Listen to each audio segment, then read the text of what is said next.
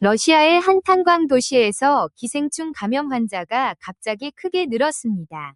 현지에서는 최근 증가한 북한 노동자들의 유입이 원인 가운데 하나로 지목되면서 논란이 커지고 있습니다. 문제가 된 지역은 러시아 로스토프주에 있는 탄광도시 샤흐티입니다. 이곳에서 여러 종류의 기생충 감염 사례가 집중적으로 확인되면서 보건당국이 원인 조사에 나섰습니다. 러시아 보건당국이 공개한 역학 자료를 보면 편충증과 회충증을 비롯한 기생충 감염 사례가 이전보다 크게 증가한 것으로 나타났습니다. 특히 편충증 증가폭이 눈에 띕니다. 로스토프주에서 편충증은 그동안 매우 드문 질환이었습니다. 2021년에는 보고된 환자가 없었고 2022년과 2023년에도 각각 한 건에 불과했습니다. 24년에도 편충증 감염은 3건에 그쳤습니다. 그런데 2025년에는 상황이 크게 달라져 한 해 동안 확인된 감염 사례가 무려 68건까지 증가했습니다. 더욱 눈길을 끄는 것은 감염자가 특정 지역에 집중됐다는 사실입니다.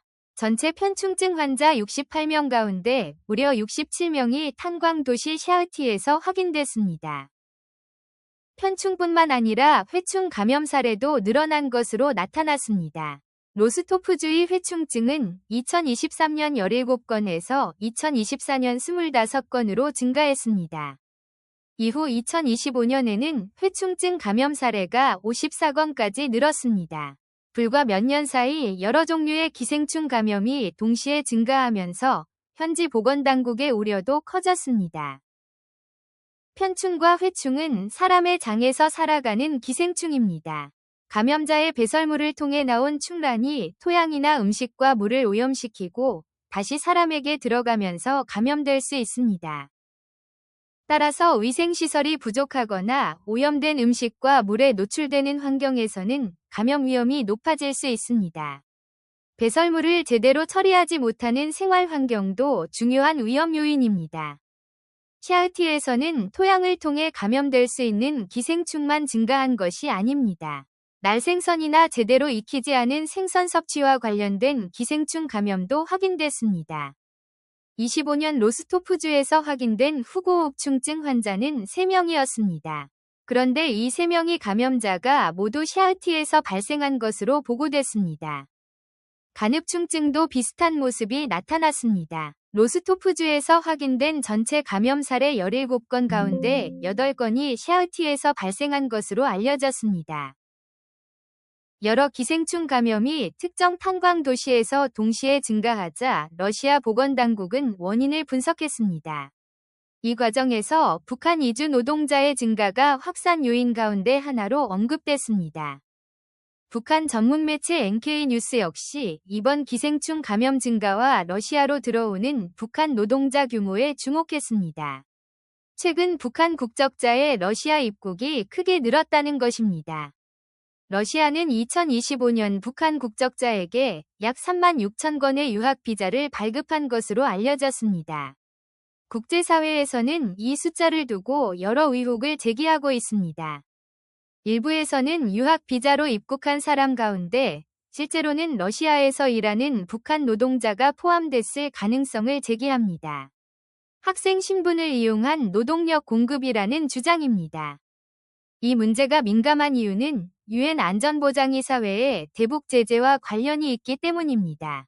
해외 북한 노동자를 통한 외화 확보는 국제사회의 주요 제재 대상 가운데 하나입니다. 북한에는 해외 노동자가 중요한 외화 수입원이 될 수 있습니다. 러시아 역시 전쟁 장기화와 노동력 부족으로 외국인 근로자가 필요한 상황이라는 분석이 나오고 있습니다. 이런 이해관계가 맞물리면서 북한과 러시아 사이의 인력 교류가 확대되고 있다는 관측이 나옵니다. 그런데 이번에는 감염병 문제가 새로운 쟁점으로 등장했습니다. 특히 러시아에서 북한 노동자와 관련한 감염병 논란이 제기된 것은 이번이 처음이 아닙니다.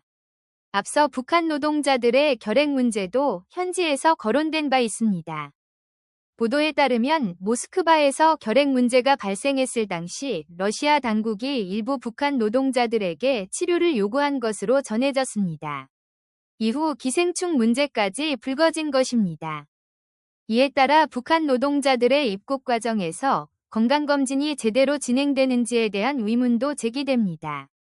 숙소와 식수, 음식 등 생활 환경에 대한 관리 문제도 거론되고 있습니다. 하지만 북한 노동자가 증가했다는 이유만으로 모든 기생충 감염의 원인을 북한 노동자에게 돌려서는 안 됩니다. 감염 경로가 개별적으로 확인됐는지가 중요합니다. 기생충 감염은 주거 환경과 위생시설, 상하수도 상태, 음식 관리와 의료 접근성 등 다양한 요인의 영향을 받습니다. 여러 조건을 함께 조사해야 정확한 원인을 파악할 수 있습니다. 따라서 북한 노동자의 유입과 감염 증가 사이의 연관성은 구체적인 역학조사를 통해 확인해야 합니다. 단순히 시기가 겹친다는 사실만으로 감염원을 단정하기는 어렵습니다. 러시아 당국이 북한 노동자의 증가를 확산 요인으로 지목했다는 것과 모든 환자의 감염원이 북한 노동자로 확인됐다는 것은 전혀 다른 의미입니다. 이 부분은 구분해서 볼 필요가 있습니다. 그럼에도 편충증이 한 해 사이 3건에서 68건으로 급증한 것은 이례적입니다. 특히 68건 가운데 67건이 한 탄광도시에 집중됐다는 점은 주목할 만합니다.